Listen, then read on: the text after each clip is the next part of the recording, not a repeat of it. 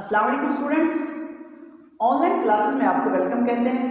उम्मीद करता हूँ कि आप सब खैरियत से होंगे और रब्बे करीम की रहमतों से बखूबी लुत्फ अंदोज हो रहे होंगे। आज के इस लेक्चर में हम जो हदीस पाक डिस्कस करने जा रहे हैं उसको सुनकर उम्मीद करता हूँ कि आप सबके दिल बाग बाग हो जाएंगे। आज का फरमान हज़रत सैयदना अब्दुल्ला इब्न अब्बास रज़ियल्लाहु तआला अन्हु से मरवी है।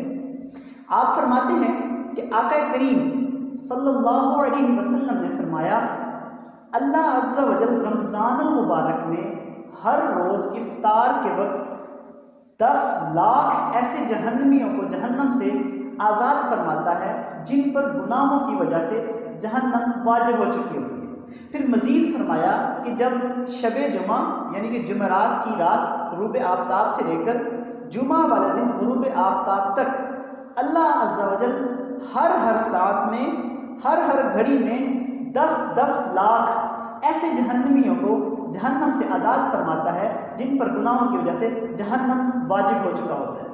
रिस्पेक्टेड स्टूडेंट्स, आपने सुना कि अल्लाह अज़्ज़ा वजल की रहमतें कितनी वसी हैं, वो अपने बंदे को किस तरह बख्शना चाहता है। लेकिन जब शब जुमा या जुमे का दिन होता है तो अल्लाह की रहमतें मज़ीद अरूज पर होती हैं। रिस्पेक्टेड स्टूडेंट्स, अल्लाह से दुआ है अल्लाह मुझे और आप सबको ईमान और आफियत पर ज़िंदगी ईमान पर बहुत नसीब अता फरमाए और हम सबकी खैर फरमाए। जज़ाकल्लाह। अब हम डिस्कस करते हैं अपने लेक्चर को। हमारी जो एग्जाम्पल है वो गिवन ये है कि 3 forces acts perpendicularly to the sides of triangle at their middle points and proportion to the sides prove that they are in equilibrium। Students, जैसे मैं आपको पहले भी बता चुका हूं, आप अगर किसी भी क्वेश्चन को सॉल्व कर रहे हैं पहले उसकी स्टेटमेंट को समझें। आप पहले इसकी स्टेटमेंट को समझें। आपको क्या कहा गया? आपको ये कहा गया 3 फोर्सेस हैं, एक्ट्स कर रही हैं perpendicularly to the sides of triangle at their middle points. कोई आपके पास ट्रायंगल है, उसके मिडल पॉइंट्स पर 3 फोर्सेस एक्ट्स कर रही हैं परपेंडिकुलरली, और क्या है, और प्रोपोर्शनल है वो फोर्सेस टू द साइड्स। जिस साइड से पास कर रही हैं वो उनसे प्रोपोर्शनल नहीं है। हमने प्रूफ ये करना है कि proof that they are equilibrium. हमने शो करना है कि जो फोर्सेस हैं वो इक्विलिब्रियम की फॉर्म में। रिस्पेक्टेड स्टूडेंट्स, पहले तो हम ये डिस्कस करते हैं कि व्हाट इज इक्विलिब्रियम। मैं आपको पहले भी बता चुका हूँ, मेरे लेक्चर में पहले भी हम डिस्कस कर चुके हैं कि इक्विलिब्रियम क्या होता है। इक्विलिब्रियम, अगर कोई फोर्स, अगर कोई सिस्टम इक्विलिब्रियम की फॉर्म में है तो हम कहते हैं कि उस पर जितनी भी फोर्सेस एक्ट कर रही हैं उनका रिजल्टेंट इक्वल टू 0। मतलब sum of all forces acting on a particle, on a body, on an object is 0, then it is said to be equilibrium. Equilibrium क्या होगा? अगर कोई बॉडी है, कोई पार्टिकल है, उस पर डिफरेंट फोर्सेस अप्लाई कर रहे हैं और उन फोर्सेस का सम 0 के इक्वल है, आप कहते हैं कि वो जो बॉडी है, वो पार्टिकल है, वो सिस्टम है, वो इक्विलिब्रियम की फॉर्म है। हमने यही शो करना है। लेकिन यहाँ पर ये जो शो करना है, बेसिकली मैं आपको आइडिया दे देता हूँ। आप ये प्रूव करेंगे with the help of Lami's theorem. और लैमिस थ्योरम क्या है? आपको मेरा लेक्चर सुना होगा लैमिस थ्योरम का, उसका इल्म तो होगा, लेकिन अगर आपने नहीं सुना तो आप नीचे डिस्क्रिप्शन में जाएं, वहाँ पर लेक्चर लैमिस थ्योरम का लिंक दिया गया है। लैमिस थ्योरम में हमने ये पढ़ा था, कोई भी पार्टिकल है, कोई भी ऑब्जेक्ट है, वो इक्विलिब्रियम की फॉर्म में। If a particle is in equilibrium then each sides of, यानी कि हर फोर्स की जो मैग्नीट्यूड है वो क्या थी? Proportional to the sine of the angle between other two. Mean to से हम इसको कैसे प्रूफ करेंगे? हम बेसिकली प्रूफ इसको हेल्प ऑफ लैमिस थ्योरम करेंगे, लेकिन हम यहाँ पर इसकी रेशियो को निकाल के बताएंगे, यानी प्रोपोर्शनल वाली जो साइड हमने की थी उसी को निकाल के हम बताएंगे, जिसकी वजह से हम कहेंगे कि हमारा जो सिस्टम है वो इक्विलिब्रियम की फॉर्म में। आपने इसको करना कैसे? पहले तो मैं आपको बता दूं, आपने पहले बनानी है एक ट्रायंगल। सपोज दैट मेरे पास एक ट्रायंगल है,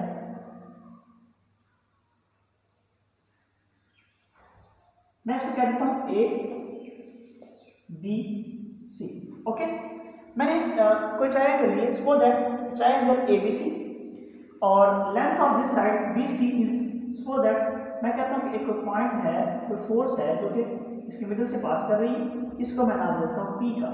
ओके, दूसरी फोर्स है, इसको नाम देता हूं मैं क्यू का, और तीसरी फोर्स इसको मैं नाम दे देता हूं आर का। ओके, सपोज दैट ये जो है इसके साथ एंगल बना रही है 90 का।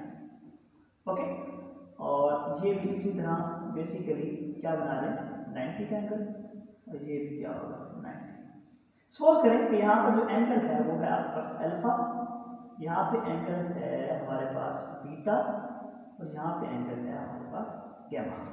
और इसी तरह हम सपोज करते हैं कि इस साइड का जो एंगल है उसको हम डिनोट करते हैं बी से, इसका शो करते हैं हम सी से, इसको हम कह देते हैं ए।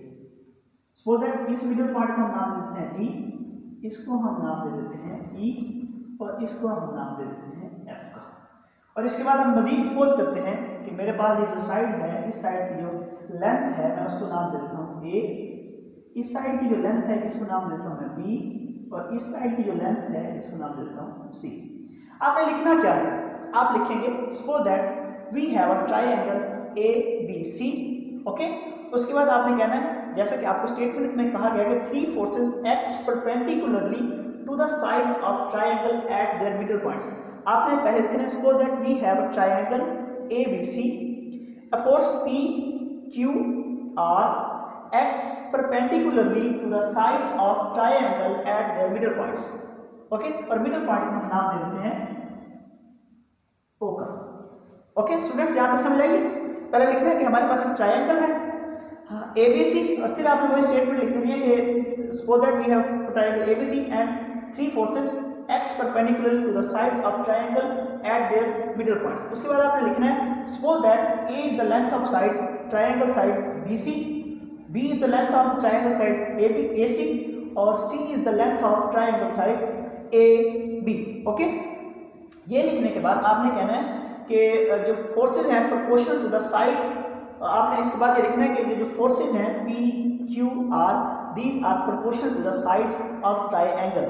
ओके, यहाँ तक लिखने के बाद हम आगे चलेंगे। आपने लिखना है कंसीडरिंग, मैं ये सारा उम्मीद करता हूँ कि आप लिख लेंगे, मुझे लिखने की जरूरत नहीं है, आप लिख लीजिएगा। मैं इसका मैथमेटिकल वर्क करना है, मैं आपको इसका मैथमेटिकल वर्क समझा देता हूँ। ये सारा लिखने के बाद जो कि मैंने बताया है मैं दोबारा रिपीट कर देता हूँ। वो क्या था मैंने बताया, suppose that we have triangle ABC, थ्री फोर्सेस P Q R X perpendicularly to the sides of triangle at their middle points. ये लिखने के बाद आप फिर लिख लीजिएगा suppose that D E F are the middle points of D E F are the middle points. D middle point है BC का, E मिडल पॉइंट है AC का और F हमारे पास मिडल पॉइंट है साइड AB का। ओके, फिर आपने कहना है कि A is the length of side BC और B is the length of side AC and C is the length of side AB। Okay, ये लिखने के बाद आपने लिखना है कि these forces are proportional to the sides, यानी कि ये जो फोर्सेज P Q R हैं ये प्रोपोर्शनल है from the sides AB, from the sides BC। ये नहीं लिखना आपने, कोई जरूरत नहीं है, आप जस्ट ये लिख लीजिएगा these forces P Q R are proportional to the sides.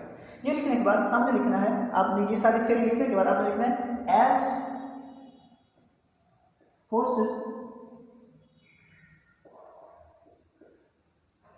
P Q and R are proportional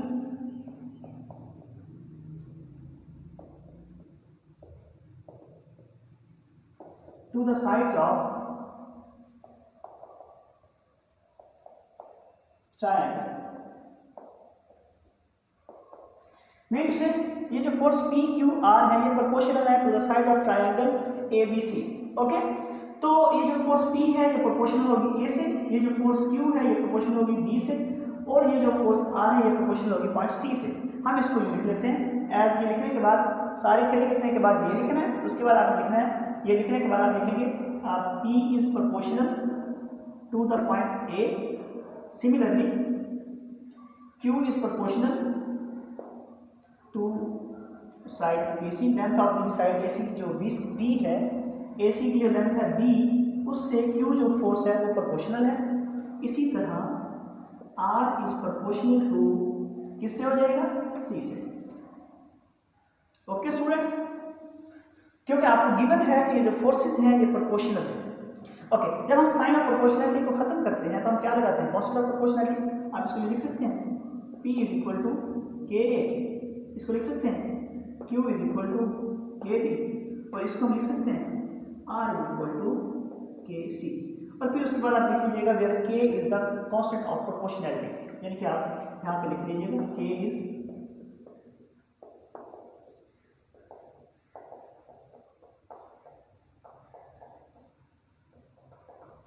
K is a constant of proportionality. Okay, यहाँ तक समझ आ गई आप लोगों को? ओके, अब हम यहाँ पर यूज करने वाले हैं लॉ ऑफ साइन।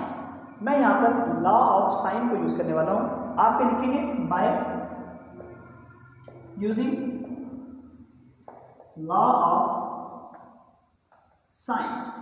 क्या होता है हमारे पास? होता है a over sine a equal होता है b over sine b which is equal to c over sine c।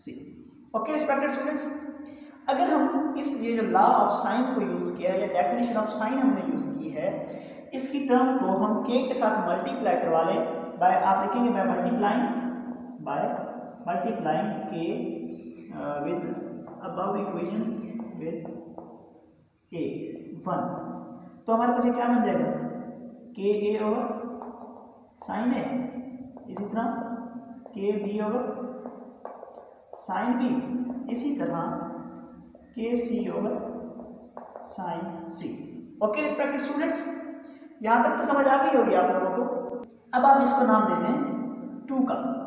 अब आप देखें, आप यहाँ पे लिख सकते हैं इसके बाद by putting k a is equal to p, k b is equal to q and k c is equal to r। मैं ये लिखने वाला हूँ बाय पुटिंग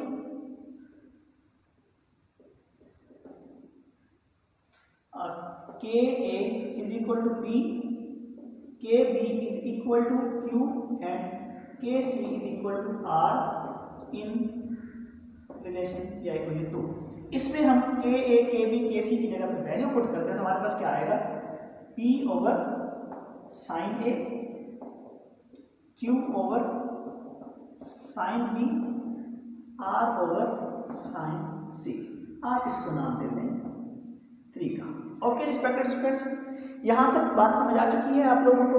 ओके, अब हम बेसिकली प्रूफ तो ये करना था कि जो फोर्सेस हैं P Q R जो एक्ट कर रही हैं वो इक्विलिब्रियम की फॉर्म में। Proof they are in equilibrium, मतलब ये कि उनका जो सम है वो 0 के इक्वल था। लेकिन मैंने आपको स्टार्ट में कहा था कि हम इस क्वेश्चन को प्रूव करेंगे लेमिस थ्योरम से। लेमिस थ्योरम के स्टेटमेंट आपको याद है अच्छे से, उसमें यही कहा गया था if a particle is in equilibrium, अगर कोई पार्टिकल इक्विलिब्रियम की फॉर्म में हो, देन आपने क्या प्रूफ किया था? मैग्नीट्यूड ऑफ ईच फोर्स जो थी वो proportional to the sine of the angle between other two. Okay respected students, हमने लेमिस थ्योरम के मदद से ये प्रूव किया था कि P over sine alpha is equal to Q over sine beta is equal to R over sine gamma कब आया था? जब हमारे पास सिस्टम इक्विलिब्रियम की फॉर्म में हो। ओके, इसी तरह किया था ना हमने। अब हम इसमें भी कुछ इस तरह करने वाले हैं कि अब हमने बताना है कि सिस्टम ऑफ फोर्सेज जो है वो इक्विलिब्रियम की फॉर्म में है। तो हम ये बताएंगे ये जो फोर्सेज हैं P Q R, इनकी जो मैग्नीट्यूड है वो प्रोपोर्शनल होगी sine of angle between other two.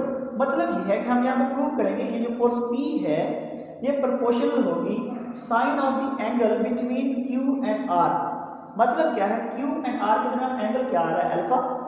Mean to से हम ये प्रूव करवाएंगे P ओवर साइन अल्फा, जो कि हमारे पास लेमिस थ्योरम की स्टेटमेंट ही है। इसी तरह फिर हम ये प्रूव करवाएंगे Q over sine beta, because Q जो है वो प्रोपोर्शनल होगा sine of angle between other two sides. तो दो साइड दूसरी जो है Q एंड R और P, उनके दरमियान एंगल क्या आ रहा है? हमारे पास बीटा आ रहा है। इसी तरह जब हम R को लेंगे तो हम प्रूव करवाएंगे R ओवर साइन गैमा के फॉर्म में। जब हम ये स्टेटमेंट प्रूव करवा लेंगे तो हम कहेंगे कि by Lami's theorem P over sine alpha is equal to Q over sine beta is equal to R over sine gamma है। तो this shows that system of forces in equilibrium. Okay respected students, अब ये prove करेंगे कैसे? सवाल तो ये है, मैं कहता हूं कि मेरे पास ये जो डायग्राम बनी हुई है इसमें मेरे पास 3 क्वाड्रिलेटरल्स हैं। What is quadrilaterals? Question is that quadrilaterals क्या होती है? आपने बहुत दफा सुना होगा, बल्कि बहुत दफा आपने उनको चीट भी किया होगा, बल्कि आपके सामने उसकी जिंदा मिसाल भी है। इस टाइम आप क्वाड्रिलेटरल्स की एक एग्जांपल को देख भी रहे हैं, लेकिन आपको पता नहीं है क्वाड्रिलेटरल्स होते क्या। क्वाड्रिलेटरल्स मैं आपको समझाता हूँ। मैं लिखने लगा हूँ, मैं लिखता हूँ स्टूडेंट्स के बाय क्वाड्रिलेटरल्स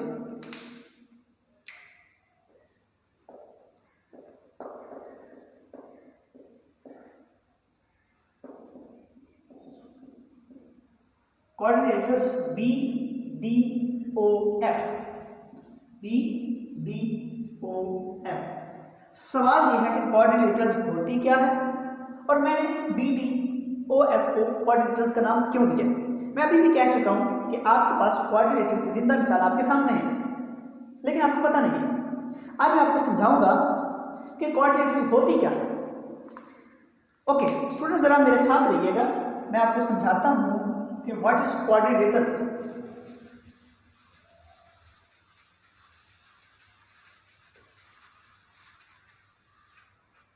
देखिएगा स्टूडेंट्स, हमारे पास एक पॉइंट है, मैंने कोई डॉट लिया, आप इसको क्या कहते हैं? पॉइंट। मैं कह देता हूँ कि पॉइंट ए, इसको हम पॉइंट लिखते हैं और एक शॉर्ट PT लिखते हैं, यही है ना।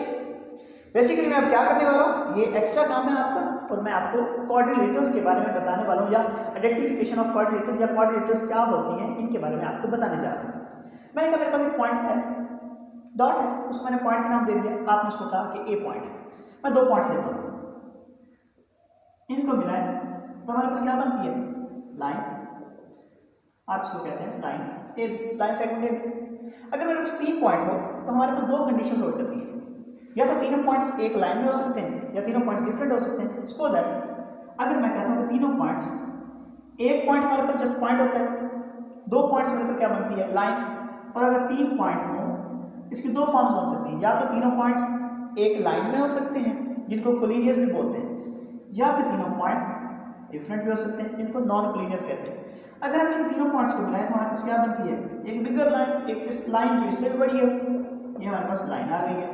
लेकिन अगर इनको मिलाएं, इन पॉइंट्स को, 3 को, तो हमारे पास क्या बनती है? ट्रायंगल बन रही है।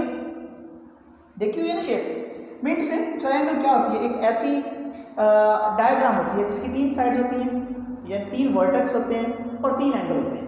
ओके, वर्टेक्स क्या होता है? वर्टेक्स वो पॉइंट होता है जहां पर दो लाइन या दो पॉइंट्स आपस में, दो लाइन आपस में मिल रही हैं, उनको वर्टेक्स कहते हैं। अब ऐसी डायग्राम, ऐसी शक्ल जिसकी 3 साइड्स हो, 3 एंगल हो, 3 वर्टेक्स हो, उससे हम बोलते हैं ट्रायंगल। ओके, अब मैं अगले केस को डिस्कस करने वाला हूं, यहीं पे डिस्कस कर लेते हैं।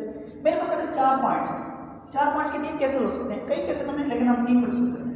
या तो ये चारों पॉइंट्स एक ही लाइन में होंगे, या फिर ये चारों पॉइंट्स 3 जो है वो एक लाइन में होंगे, एक आपके पास डिफरेंट हो सकता है, और या फिर ये चारों पॉइंट्स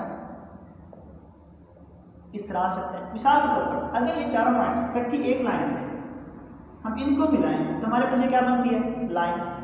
और अगर हम इन 3 पॉइंट्स एक लाइन में हैं और एक पॉइंट डिफरेंट जगह पर है, इनको मिलाएं तो हमारे पास क्या बनती है? ट्रायंगल।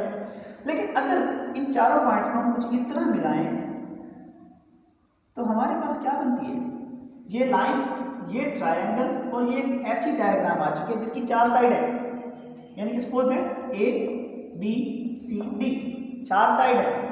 ऐसी डायग्राम, ऐसी फिगर, ऐसी शक्ल जिसकी 4 साइड हो, उसको हम क्वाड्रिलेटरल्स बोलते हैं। ओके, मीन टू से अब इसकी 4 साइड है, इसके 4 ही एंगल होंगे, अल्फा, बीटा, गैमा, वो कुछ भी नाम दे। ओके, इसी तरह अब मैंने कहा था कि आपके सामने एग्जांपल है क्वाड्रिलेटरल्स की, वो कौन सी है? आपका सेल्फ जो यूज कर रहे हैं, इसकी 4 साइड है, तो आपके पास एग्जांपल है क्वाड्रिलेटरल्स की।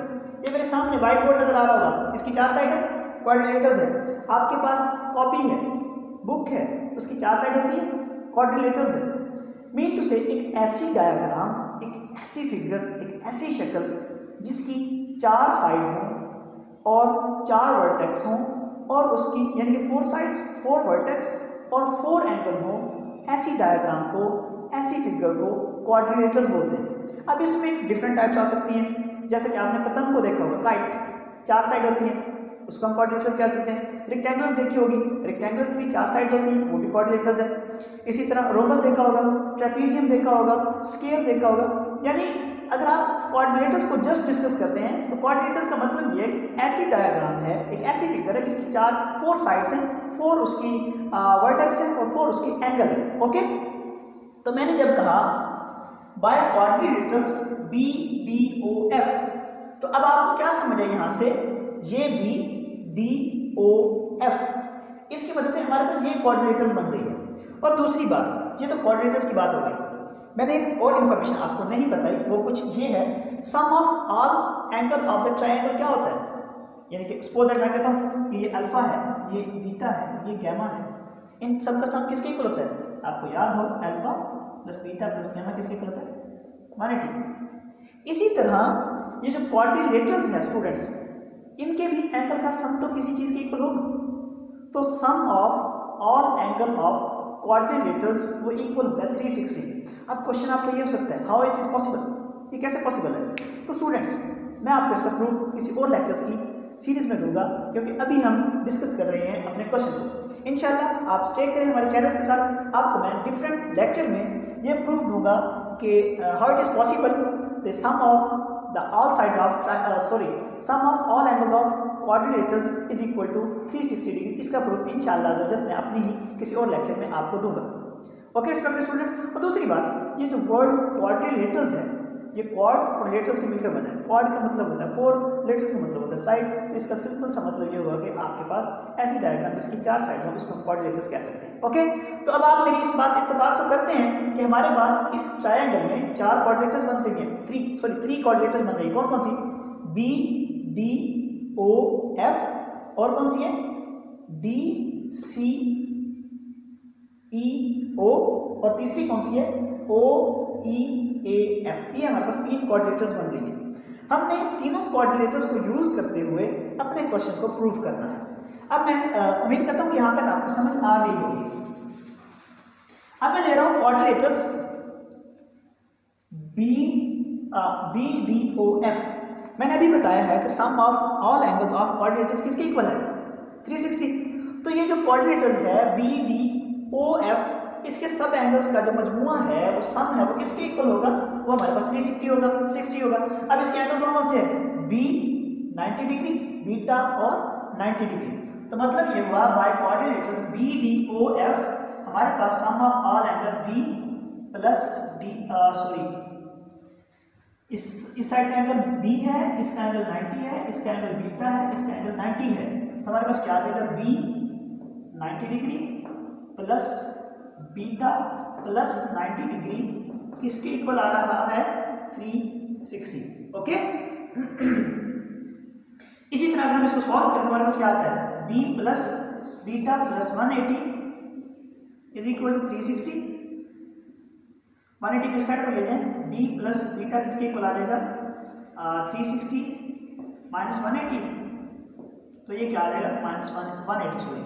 और बीटा को अगर हम इस साइड में ले जाए तो बी किसके इक्वल आ रहा है? बी हमारे पास बी हमारे पास आ रहा है 180 माइनस बीटा के फॉर्म। आप इसको नाम दे दें ए का। ओके रिस्पेक्टेड स्टूडेंट्स, यहाँ तक बात समझ आ गई है आपको कि मैंने जो क्वाड्रिलेटरल्स ली थी बी डी ओ एफ, वहां से हमारे पास बी की वैल्यू क्या आ रही है? 180 माइनस बीटा की। इसी तरह आप लिखेंगे bye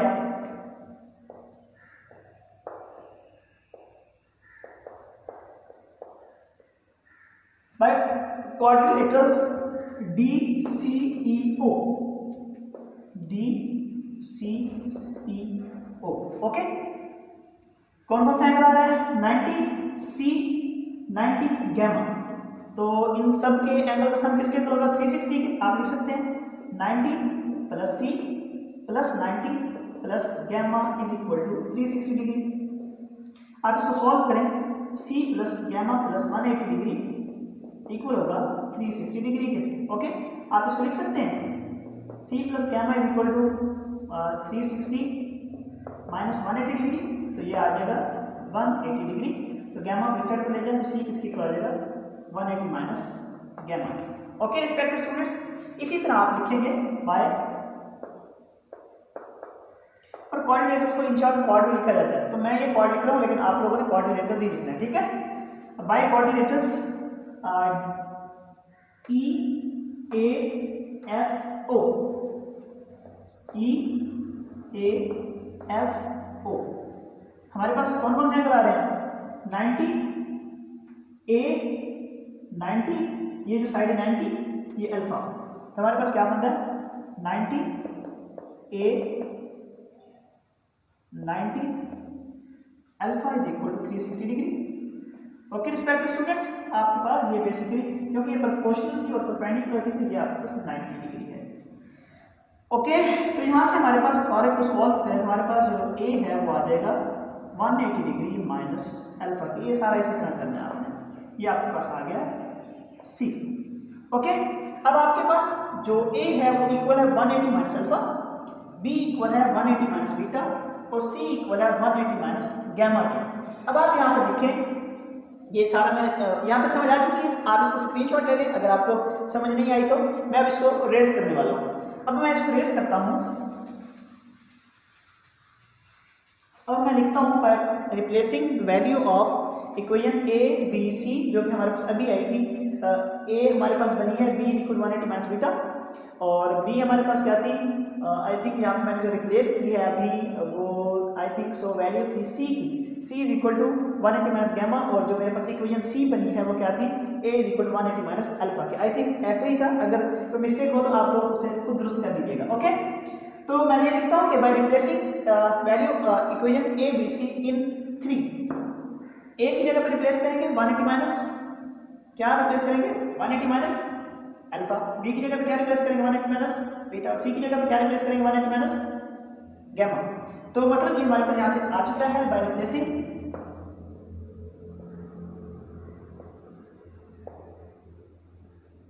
A B C in equation 3, ये लिख लें, या आप ये लिखें बाय रिप्लेसिंग वैल्यू ऑफ, आप इस ये भी लिख सकते हैं और इसकी जगह पे आप कुछ और भी लिख सकते हैं। वो क्या लिख सकते हैं, वो आप लिख सकते हैं by replacing value of A B C in relation 3, okay, equation 3। तो यहाँ पर हम ए बी सी की वैल्यू रिप्लेस करते हैं, ये क्या आ जाएगा P over sine 180 minus alpha, इसी तरह Q over sine 180 minus beta, और इसी तरह R over sine 180 minus gamma. यही आएगा ना हमारे पास रिलेशन स्टूडेंट्स।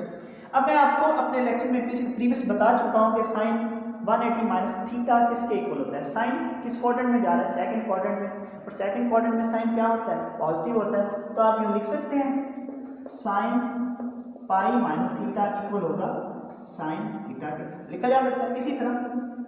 तो हम इसको लिख सकते हैं साइन 180 माइनस अल्फा किसके इक्वल होगा, साइन अल्फा के।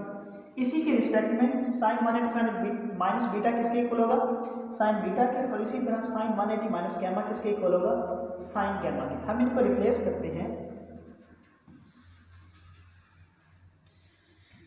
हम रिप्लेस करते हमारे पास क्या आ जाएगा, ये आप सारा लिख लीजिएगा कि डॉट लगा के लिखिएगा sine 180 degree minus alpha is equal to sine alpha, इसी तरह sine 180 degree minus beta is equal to sine beta, और इसी तरह respectively sine 180 degree minus gamma is equal to sine of gamma. ये हम ये रिप्लेस करने वाले हैं, हमारे पास क्या आ जाएगा P over sine alpha Q over sine beta R over sine gamma, which is the relation of Lami's theorem. आप यहाँ पे लिखेंगे which satisfies the statement of Lami's theorem which shows that all the forces are in equilibrium. क्या मतलब हुआ ये इस बात का, जैसा कि मैं पहले भी बता चुका हूँ, इस बात का ये मतलब हुआ, हमने लेमिस थ्योरम क्या पढ़ा था, दोबारा रिकॉल करें स्टूडेंट्स।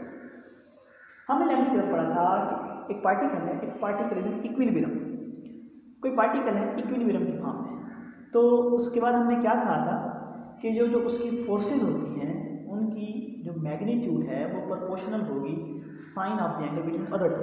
यही पढ़ा था ना हम लोगों ने। अब हमने इस क्वेश्चन में ये प्रूव करना था कि हमारे पास जो फोर्सेज है वो इक्विलिब्रियम की फॉर्म में। हमने शो ये कर दिया है कि जो फोर्स है, कोई भी फोर्स है, उसकी जो मैग्नीट्यूड है वो प्रोपोर्शनल है sine of angle between other two. मतलब ये है कि हमने लेमिस थ्योरम का दूसरा हिस्सा प्रूव कर दिया है। आप यहाँ पर भी ये लिखिए, देख सकते हैं ये जो फोर्स P है ये प्रोपोर्शनल किसके आ रही है, ये जो दूसरी दो फोर्सेज हैं Q एंड R, उनका जो एंगल है अल्फा उसके साइन के प्रोपोर्शनल आ रही है। मतलब देख सकते हैं P ओवर साइन अल्फा, इसी तरह Q फोर्स किसके प्रोपोर्शनल आ रही है, Q ओवर साइन बीटा के, क्योंकि बीटा एंगल है Q and R and P के दरमियान, इसी तरह R किसके प्रोपोर्शनल आ रही है, साइन गैमा के। आप यहाँ पर यही लिखेंगे कि हमारे पास by Lami's theorem magnitude of each force has proportional to the sine of angle between other two which shows that our body या our system is in equilibrium। दोबारा समझ लें, हमारे पास, मैं कई दफ़ा बता चुका हूँ इसी लेक्चर में, लेकिन आपकी ही आसानी के लिए बताना चाहूँ ताकि आप लोग अच्छे से समझ लें। हमने क्योंकि लेमिस थ्योरम पढ़ा हुआ है, वो हमारे पास क्या है कि system of all force if a particle in equilibrium, वो हमारे पास ये है कि अगर कोई पार्टिकल है वो इक्विलिब्रियम की फॉर्म में, तो उसकी जितने भी फोर्सेज हैं उनकी जो मैग्नीट्यूड है वो साइन ऑफ एंगल के जो अदर दो साइड का साइन ऑफ एंगल उसके प्रोपोर्शनल है। हमने यहाँ पर ये शो कर दिया कि हमारे पास जो फोर्सेज हैं उनका जो एंगल है, वो जो उनकी मैग्नीट्यूड है वो sine of angle between other two के प्रोपोर्शनल है। यहाँ पर हमारे पास ये शो हो चुका है, यानी कि दूसरा हिस्सा हमने शो कर लिया। तो आप इसी दूसरे हिस्से की मदद से बताएंगे कि हमारे पास क्योंकि ये कंडीशन होल्ड कर रही है due to this our system या which show that the forces are in equilibrium, ये आप लिख देंगे। स्टूडेंट्स, आज के लेक्चर में आपने क्या सीखा?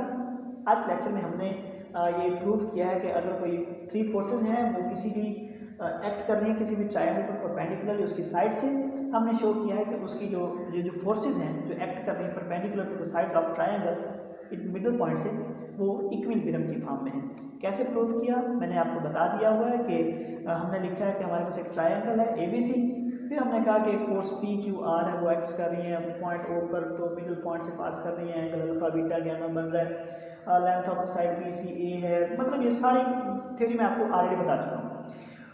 अगर आपको, उम्मीद करता हूँ समझ आ चुकी होगी, अगर आपको कोई प्रॉब्लम होती है और आप किसी क्वेश्चन को समझ नहीं सकते, मतलब आपको कोई प्रॉब्लम फेस कर रहे हैं, तो आप मुझे कमेंट बॉक्स में जाकर कमेंट कर सकते हैं, या फिर आप मेरे जीमेल अकाउंट पर मेल कर सकते हैं alimg235@gmail.com।